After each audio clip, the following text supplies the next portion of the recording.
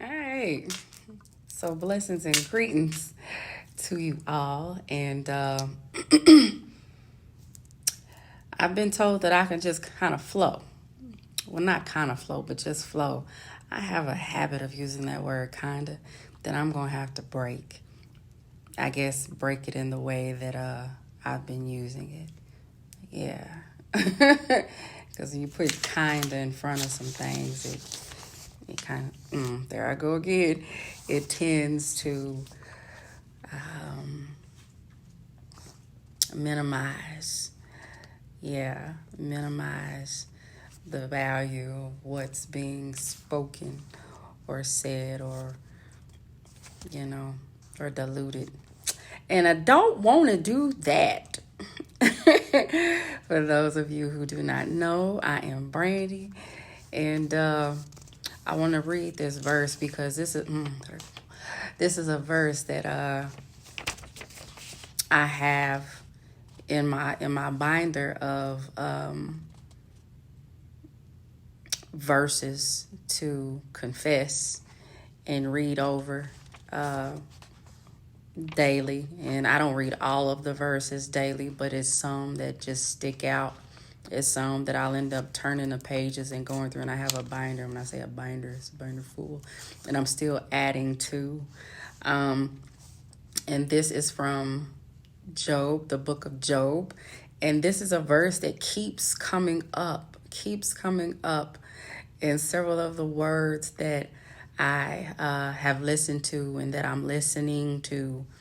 And this has definitely been one of the one of the verses that I have been honing in on and reciting and meditating on. And this is one that I sent my son as well. I need to send it to the other one so he can have it in his phone too. But I sent it to my son that's in college because I definitely want him to get this embedded in his head. And this is Job 22, verse 28.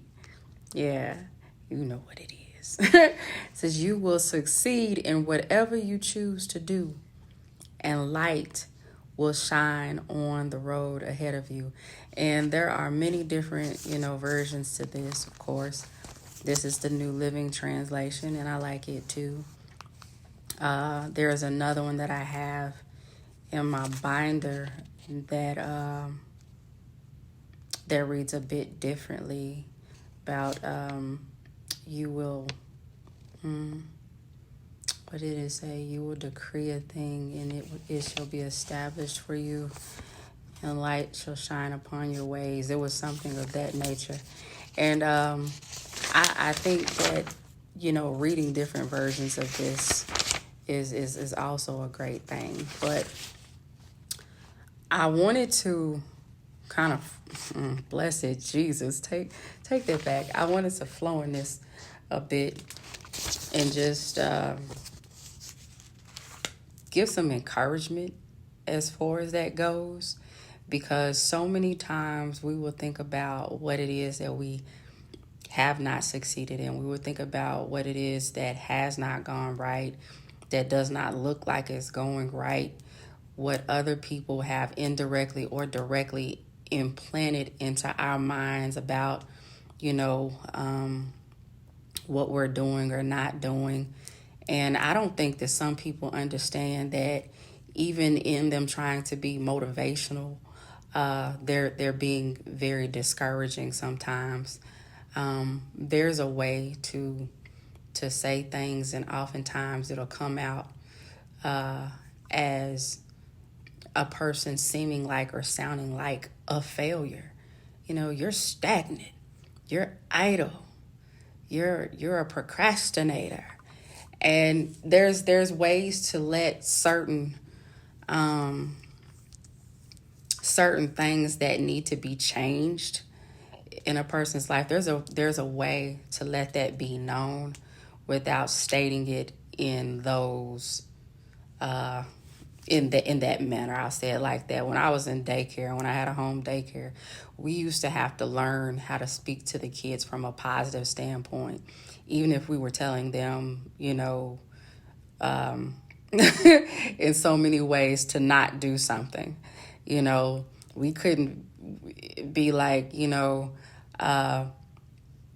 don't jump on the chair like that.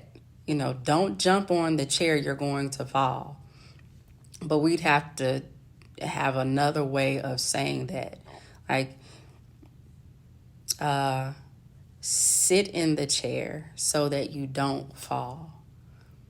You know what I'm saying? Something like we had to change it up in so many ways. And it had to come from a positive standpoint. And I think even as adults, and some people might say, well, that's just, sugarcoating something. That's just being, everybody doesn't deal with life the same way. And everybody doesn't receive that kind of harshness and that kind of harsh manner of speaking the same way. And you can be doing more harm than you're doing help by speaking to someone in that manner and calling yourself motivating or motivational. So for those of you who have experienced that, those of you who have dealt with, certain words or whatever you want to call it, quote unquote, motivational speeches, chastenings, whatever, in that manner, and it really became a discouragement to you, I'm going to let you know that I definitely feel your spirit. I don't want to say feel your pain. That ain't pain. We're not going to call it pain. Not right now, okay? Just know that there is a way to literally flip all of that around. And it's something as simple as meditating on the best case scenario. It's so funny when God will talk to you in your own language, in your own lingo sometimes. And that's something that he told me a long time ago. Think of things in the best case scenario. And in other words, you see it the best way for it to come out. You see the situation in the best way for it to turn out. And you meditate on that. That's what faith really is anyway. So many people will speak about faith and you don't have faith in yourself. And you need to have faith and you need to believe. And then they're speaking against it in the same breath. So you have to be careful about what you really listen to, what you really let go into your ear gate, especially in this time, and be cognizant of the I'm gonna call them what it is, of the demons that come in human form, because Satan is using whoever he wants to use, and you'd be surprised sometimes at the people that he's using and how sly he's doing it. It may look one way, like they're doing one thing, and it's really something else. I'm just calling to check on you and see how you're doing. I just want to let you know about this. Do you know about this? And then it turns into a gossip session. You know what I'm saying? You have to be very careful and read the book of Proverbs. I tell you, read the book of Proverbs. And it talks about all that kind of stuff, foolishness and listening to foolishness and being in the midst of evil people and evil doers. And it's not about you thinking that you're better than anybody, but it's about you being very careful of the company that you keep and understanding what God is wanting from you in this time, wanting from us in this time. And you can't be connected to that and expect to hear from him in the way that we need to hear from him in this now time. Because that's going to be polluting everything that we're supposed to be hearing from him. It's going to be that confusion. And we know he is not the God of confusion. Hello, somebody. Yeah. So there it is right there in Job. And we know what Job was going through. And we know that Job went through, hell, literally. And when he came out of that, and yes, he had some times of feeling sorry for himself, but he did not curse God. And because of that, he got double. So just remember that everything that you are going through is all a part of your story of purpose, and that it is going to manifest into something greater. and that God is with you, but you have to stay clinging to Him. All right?